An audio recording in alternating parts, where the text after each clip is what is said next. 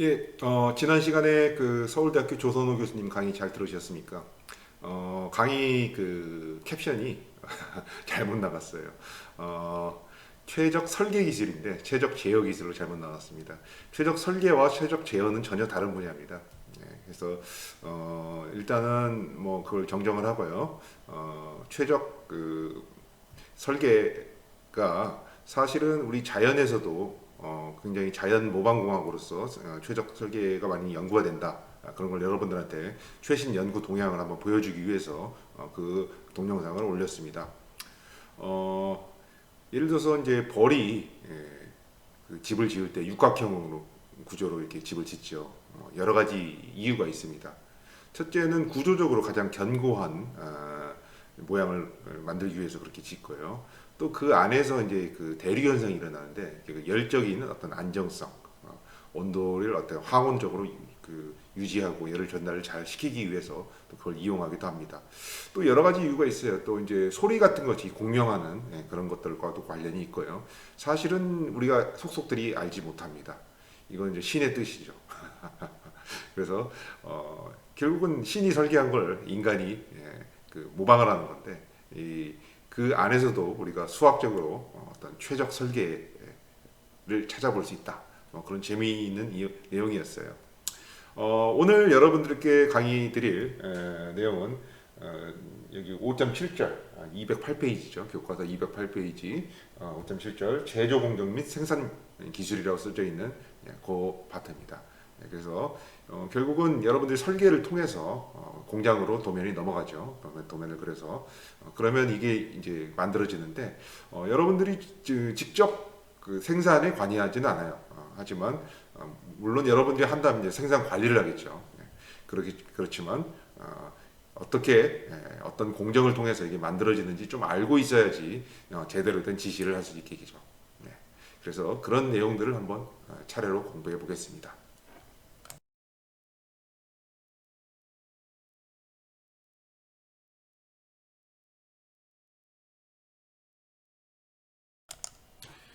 예. 5.7절 제조 공정 및 생산 기술입니다. 여기 보면 이제 제조 공정이라는 용어가 나오고 생산 기술이라는 용어가 나오는데 이런 용어의 정의를 여러분 잘 아셔야 됩니다. 첫 번째로 그 제조 공정이라는 것은 이제 영어로는 manufacturing process라고 하죠. 자, manufacture가 뭡니까? manufacturing. 하나를 만들면 제작이죠. 그런데 우리가 이제 대량 생산을 하게 되면 이건 제조입니다. 제조. 원하는 제품을 만들기 위해서 기계라든지 공구라든지 인력이라든지 등을 투입을 해가지고 어떤 제품을 만들어내는 모든 일련의 과정을 우리가 제조 공정이라고 합니다. 자, 소재를 가공하는 방법에 따라서 이제 크게 이제 기계 제조 공정은 이제 주조라든지 소성 가공, 사출 성형, 절삭 가공 뭐 이렇게 구분합니다. 주로 이제 쉽게 말해서 쇠 깎는 거죠. 쇠를 구부린다거나 쇠 깎는거나 녹여가지고 또는 늘리거나 이런 그 작업들을 우리가 이제 제조 공정이라고 한다. 좁은 의미죠. 요즘은 이제 소재가 꼭 저기 금속뿐만 아니라 플라스틱이라든지 뭐 탄소 재료라든지 뭐 이런 식으로 이제 복합 재료라든지 뭐 이런 식으로 저기 그 바뀌기 때문에 사실은 뭐 이 한계가 좀 불명확합니다. 그래서 점점점 이제 그 기계공학에서 다루고 있는 제조 공정의 그 의미가 좀 확장되고 있다 이렇게 이해하시면 되고요. 그다음에 생산 시스템이라는 것은 아까 제조가 대량 생산하고 연결된다고 했잖아요. 뭔가 만들기 위해서 이제 프로덕션 하기 위해서 이그 기계라든지 공장의 라인이라든지 그러니까 제조는 우리가 공정이라고 하죠. 공정이라는 것은 어떤 그 사실은 좀 소프트웨어적인 성격이 있는 거고 그 다음에 생산 시스템이라는 것은 이에 대응하는 하드웨어적인 성질이 있다. 그리고 공장에 가면 실제로 뭐 기계가 있잖아요. 여러분들 뭐 기계가 막 탕탕탕 찍고 있잖아요. 걔네들이 이제 생산 시스템이 되는 거예요. 생산 라인이죠. 그래서 기업에서 제품을 생산하기 위해서 필요한 자원들이 결합된 시스템이다. 시스템이란 말은 벌써 어떤 기계들의 모임이다. 하드웨어다. 이렇게 이해하시면 됩니다. 그래서 생산에 필요한 자원이라는 과연 무엇인가? 자원, 영어로 리소스라고 하죠. 리소스. 리소스는 크게는 제품의 수요 예측, 이런 것들도 사실은 우리가 설계나 이런 과정에 다 포함된다고 내가 첫 시간에 이야기했죠. 생산 계획, 일정 계획, 그다음에 판매와 관련된 모든 사항. 사실은 뭐 이런 거 하는 게 이제 관리직이에요. 근데 이제 이런 게 이제 생산 관리죠. 생산에 필요한 이런 자원들을 적절하게 배분해서 적절하게 배열을 해서 이것으로부터 효율적인 생산을 이끌어내는 것이 바로 생산 시스템입니다. 여기서 이제 기계 엔지니어가 하는 역할이 있습니다. 대부분 이제 기획과 졸업하면 이제 이런 생산 라인에 이제 생산 관리직이나 이런 걸로 들어갈 수가 있는데요. 어떤 제품을 창의적으로 구상한다. 창의적으로 구상한다 말은 벌써 이게 설계라는 개념이 들어간 거예요. 최적으로 설계하는 과정뿐만 아니라 경제적으로, 이게 굉장히 중요합니다. 밑줄 그으세요. 경제적으로 제조하고 생산하는 과정에 대해서 관심을 가져야 된다. 그러니까 쉽게 말해서 과학하고 경제학이 합쳐질 때 공학이에요. 그래서 이런 것들이 설계에 녹아 들어가 있어야겠죠. 그래서 기계 엔지니어는 주로 설계를 합니다. 사실은 뭐 깎고 만들고 이런 것은 기계 기능원들이 하는 거죠. 그렇기 때문에 여러분들이 직접 할 일은 별로 없지만 적어도 어떻게 돌아가는지 대충 파악을 하고 있어야겠죠.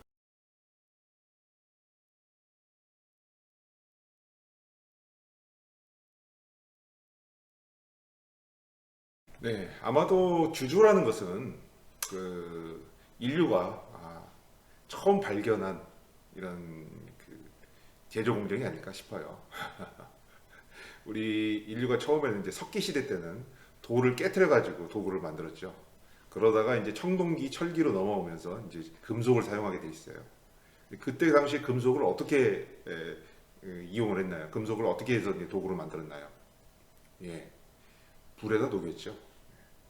달궈가지고 온도를 높이면 이제 금속도 고체기 때문에 어느 일정한 온도 이상에서는 얘가 액체로 변합니다. 그래서 녹여가지고 캐스트, 틀이라고 하는 캐스트에 넣고 식혀요. 그러면 어떻게 됩니까? 그 모양대로 굳어지죠. 이게 바로 이제 주조입니다. 주조는 영어로 캐스팅이라고 하고요. 뭐 용해든 금속을 지형에 부어시키는 방법으로 원하는 제품을 만드는 제조 공정, 방금 설명하고요. 금속을 주조하기 위해서는 다음과 같은 과정이 필요합니다. 처음에는 이제 용융된 금속을 주형이라고 하는 틀 속으로 주입을 해야 되는데요.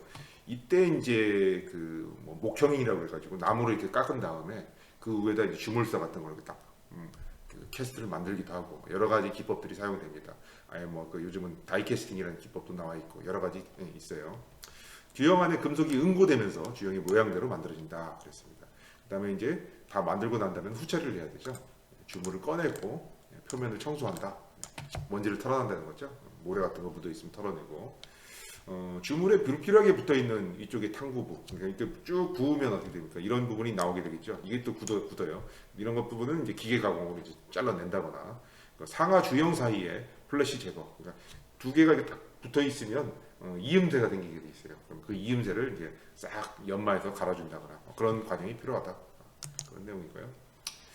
주조에서 만드는 제품들은 주로 이제 실린더 라이너. 여기 실린더라는 것은 그 자동차 엔진에 들어가는 실린더예요. 실린더 안에 들어가는 그 라이너라든지, 그 다음에 이제 터빈 블레이드, 뭐그 스팀 터빈 같은 경우에 이제 터빈 블레이드를 다 이제 주조로 만들죠.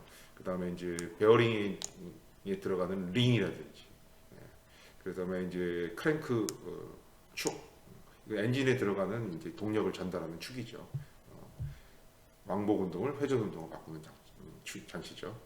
그 다음에 피스톤도 마찬가지로 엔진에 들어갑니다. 이 실린더 안에 이제 피스톤이 들어가 있죠. 기차 바퀴, 포신, 대포의 몸체, 이런 거죠. 이렇듯이 좀 이렇게 무겁고 이렇게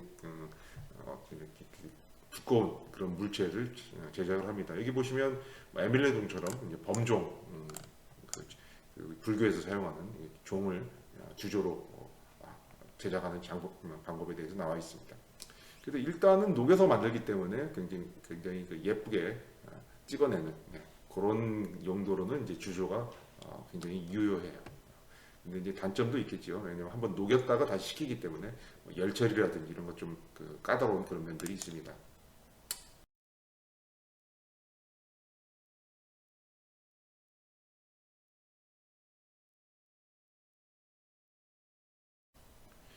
네, 그 다음에는 이제 소성 가공 공정인데요. 소성은 영어로 이제 플라스틱 워킹이에요. 여러분들 성형 수술을 영어로 뭐라고 하는 줄 알아요? 플라스틱 서저리. 왜? 이 플라스틱이란 말은 한번 고치면 다시 도로 안 들어간다. 그 상태로 그대로 있다. 이런 뜻을 내포하고 있어요. 소성의 반대가 탄성인데 탄성은 영어로 일라스틱이라고 합니다. 자, 일라스틱은 어떤 힘을 가하면 변형이 됐다가 다시 도로 돌아오려는 게 이제 탄성이죠. 반면에 소성은 한번 힘을 가하면 다시 안 돌아오는 그런 성질이에요. 그걸 이용해 가지고 엄청난 어마무시한 힘으로 위에서 꽉 눌러버립니다. 찍어버리면 그 모양이 바뀌겠죠. 그러면 다시 안 돌아가고 그 모양으로 그대로 고정되어 있습니다. 대표적인 게 프레스 가공이라는 거죠. 잘못해서 프레스 안에다 손가락 치면 잘려요. 네. 자, 재료를 원하는 형상에 금형에 넣는 금형이라는 게 굉장히 중요합니다. 여러분 앞으로 금형이라는 말 굉장히 많이 들을 거예요. 현장이라든지 뭐 연구라든지 하다 보면요. 소성 변형을 이용해서 필요한 형상이나 기계적 특성을 얻는 재료 공정이다 이렇게 정의가 되어 있습니다. 그래서 먼저 이제 최적 성형이라는 것은 부피를 이제 성형을 하는 거예요. 꽉 눌러가지고 그 부피는 일정한데 이 모양이 쫙 바뀌는 거죠. 이제 대표적인 거 아변, 롤러 사이에다가 이렇게 끼워 넣습니다. 그럼 이게 두꺼운 판재가 얇은 철판으로 이제 바꾸게 되는 거죠. 이게 이제 아변입니다. 그다음 단조라는 것은요, 이거 이제 대장간에서 많이 쓰는 방법이죠. 망치로 두드려요. 막 두드립니다. 그러면 이제 뭐 이걸로 놋그릇도 만들고 칼도 만들고 호미도 만들고 뭐 이럽니다. 옛날에 대장간에서 많이 썼던 방법이죠. 그럼 아까 주조랑 어떻게 다릅니까? 주조는 완전히 녹이는 거고 단조는 살짝 달궈가지고 그 위에다 꽝꽝꽝 두드려 버립니다. 약간 좀 물러졌을 때. 그리고 압출이라는 것은 압력을 가해가지고요 한쪽에서 꽉 눌러줍니다. 뭐 예를 들어서 이런 모양으로 이게 철도 레일이 있는 건데요.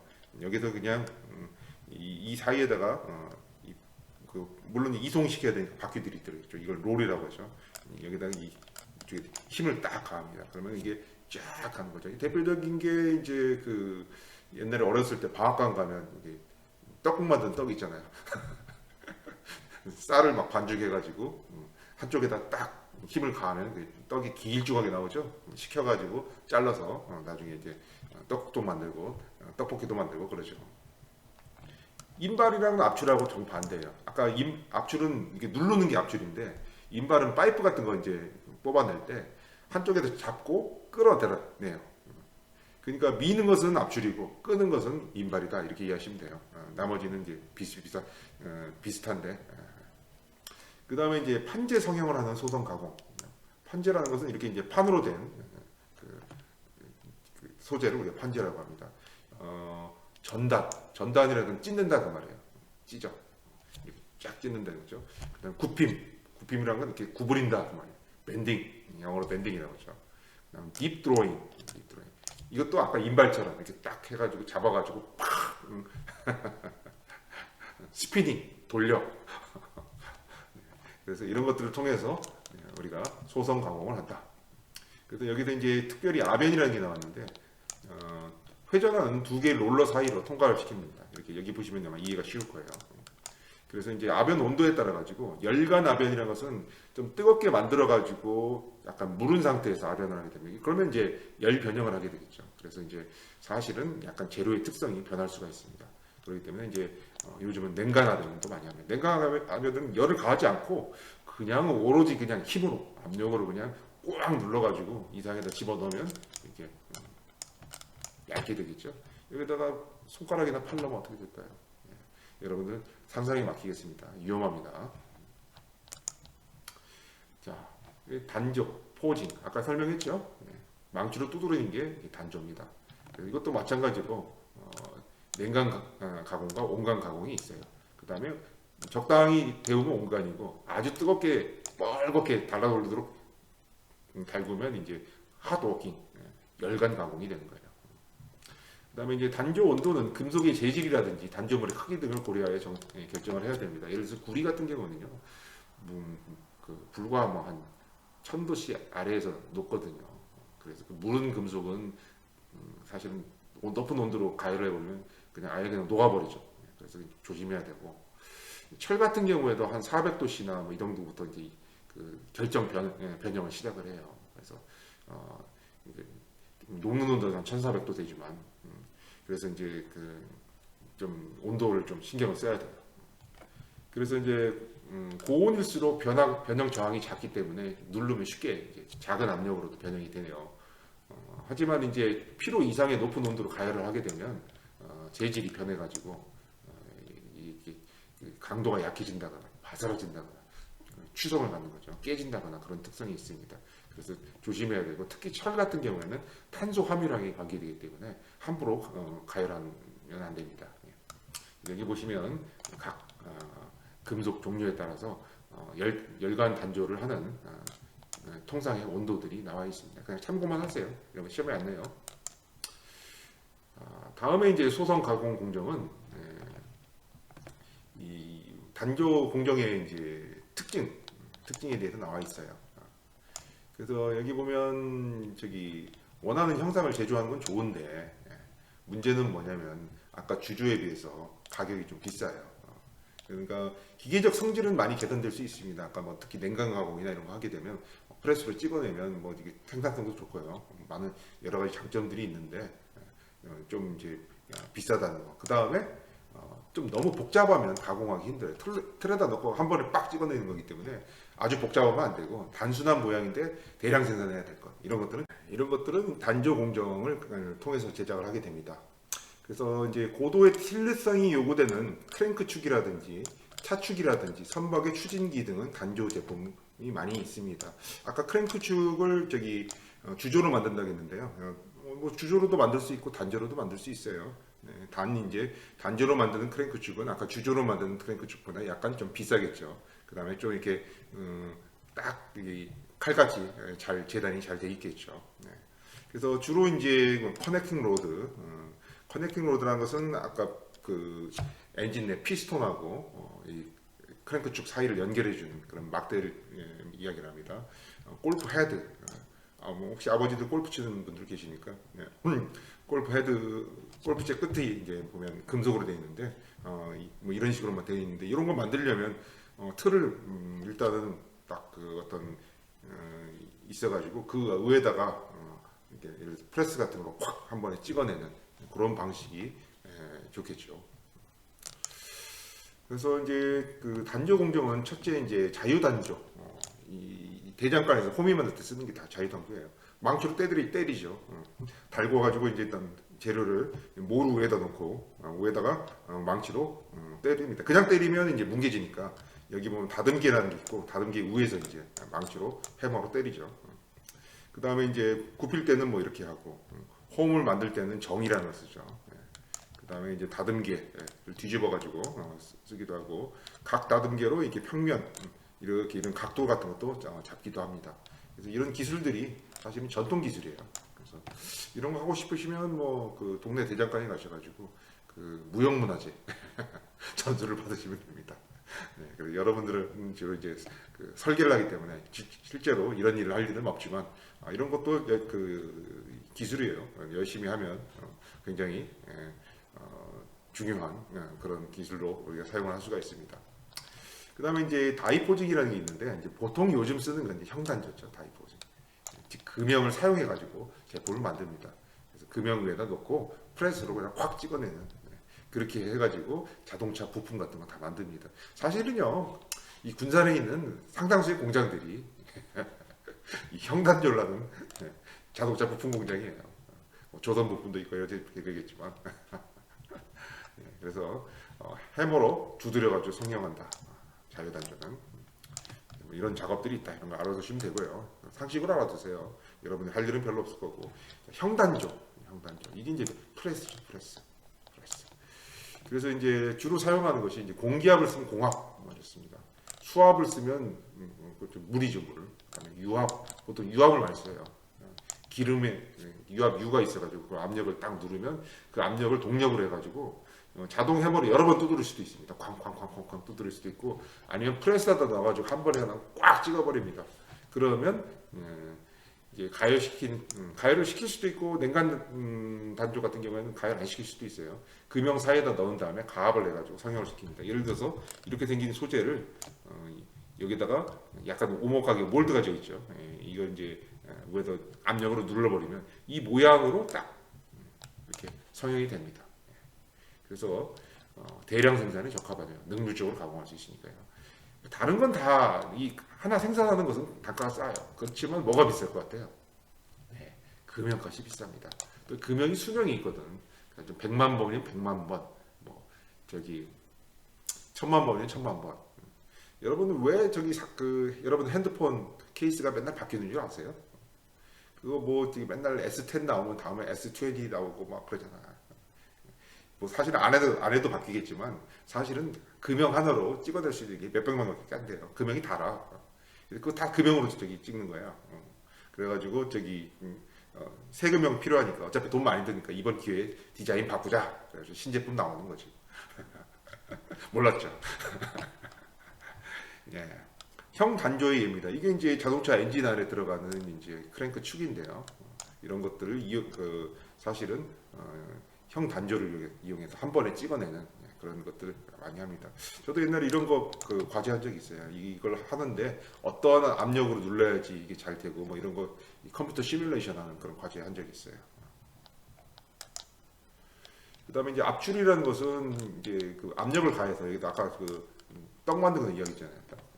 그래서 압력을 가해가지고 어떤 소재를 길게 이제 뽑아내는 그런 방법이고요. 주로 이제 이 원기둥형이나 이제 관제, 파이프 같은 것을 주로 이제 할 때 많이 써요. 그래서 이제 열을 안 가하면 냉간, 열을 가하면 이제 열간 이런 식으로 이렇게 이해하시면 됩니다. 열을 가하면 조금 이제 쉽죠. 왜냐하면 약간 좀 물러지니까. 대신에 냉간 가공은 나름대로 이제 장점이 있는데 정밀도가 좋아요. 열적인 팽창이 없으니까. 그 다음에 이제 한번 변형되면 굉장히 단면이 깨끗합니다. 그 다음에 재료의 어떤 열적인 결정 변형이라든지 이런 것들이 없기 때문에 튼튼하죠. 장점, 단점이 다 있어요. 자, 압출 공정 방식은 여기는 녹여가지고 이렇게 누르면 직접 압출이라고 하고요. 그 다음에 여기서 이놈이 올라가면서 이제 이놈이 빠지죠. 이건 간접 압출이고. 그 다음에 충격 압출은 이제 뭐 망치처럼 탕 한번 때려가지고 탕탕탕 때려가지고 올라가는 거고. 정수압 압출, 압력을 일정하게 놓고 압출을 하는 그런 방식입니다. 그래서 이런 것들이 있는데 이거 뭐 이런 것들이 있다 정도만 아시면 됩니다. 넘어갈게요. 그래서 여러분들 이런 거 있잖아요. 이런 거 알루미늄 샤시 같은 거 이거 다 압출 공정으로 만듭니다. 그다음에 소성 강공 공정 중에 인발이라는 게 있는데 아까 압출하고 반대가 인발이죠. 여기 보시면 이놈을 잡아서 뽑아서 가늘게 이렇게 뽑아요. 그러니까 집게가 있어야겠죠. 잡아 끕니다. 그러면 이제 파이프 같은 것도 만들 수도 있고요. 이런 정밀한 이런 모양의 다양한 제품들을 만들 수가 있습니다. 아까 이 압출 같은 경우는 누르니까 어떻게 되겠어요? 가다가 얘가 이제 쿡 꺾어지겠죠. 하지만 인발은 이것을 그대로 유지해서 쫙 뽑을 수 있으니까 좀 고급 기술이에요. 압출에 비해서. 그래서 보통 이제 고급 파이프 같은 거 만들 때, 원자력 발전소의 냉각관이라든지 이런 거 만들 때 인발을 사용합니다. 실제 공장 가서 본 적이 있어요. 막 한번 잡아 끌면 15m, 20m 이렇게 끌 수 있어요. 근데 이제 판재 성형이라는 것은 이제 판 모양을 성형하는 건데, 뭐 앞에 나와 있는 방식들을 뭐 같이 다 이용하기도 합니다. 그래서 여기 보시면 이제 전단 가공인데 아까 찢는다고 했는데 찢는 방식이 종이처럼 잡고 찢는 것도 있겠지만 위에서 이제 누르게 되면 이제 가위처럼 이렇게 절단되는 그런 게 있겠죠. 그래서 여기 보시면 위에서 이게 펀치로 탁 때린단 말이에요. 그럼 어디가 찢어져요? 이제 이 부분이 이제 스트레스를 받겠죠. 응력을 받겠죠. 그렇게 되면 여기 수덕하고 들어가겠죠. 이 부분이. 여기는 압축이 되고 여기는 끌어당기니까 인장이 되겠죠. 그래서 뭐 이런 식으로 해서 이런 모양을 만드는 이런 거. 그 다음에 이제 뭐 브랭킹 가공이라고 해서 못따기입니다. 따가지고 이런 걸 만드는 브랭킹 가공도 할 수 있고 또 피어싱도 할 수 있습니다. 여기도 꽉 눌러가지고 구멍 뚫을 수도 있죠. 예를 들어서 여러분들 뭐 주전자에다가 리벳 같은 걸로 이제 뭘 붙일 때 그 안을 이제 펑 구멍 뚫어야 되잖아요. 그게 피어싱이 되는 거죠. 어떤 모양으로 여러분들이 딱 판재를 가공할 때 뭐 다른 재료를 쓰려고 예를 들어서 뭐 주전자 이렇게 손잡이 같은 거 만들려고 하려고 뭐 블랭킹을 해가지고 가공을 해야겠죠. 철판을 가지고.